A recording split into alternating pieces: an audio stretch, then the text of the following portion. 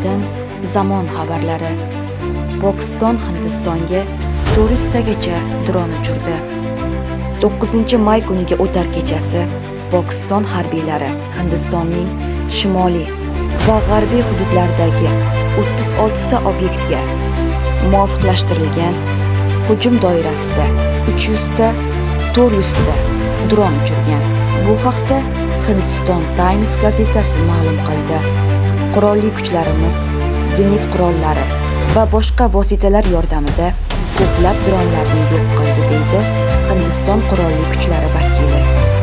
Uning so'zlariga ko'ra, bunga javoban Hind harbiylari Pokistondagi 4 ta havo mudofaasi pozitsiyasiga uchuvchisiz uchish apparatlarini yo'llagan va ulardan biri dushman radarini yo'q qilishga erishgan, deb yozadi Daryo.uz.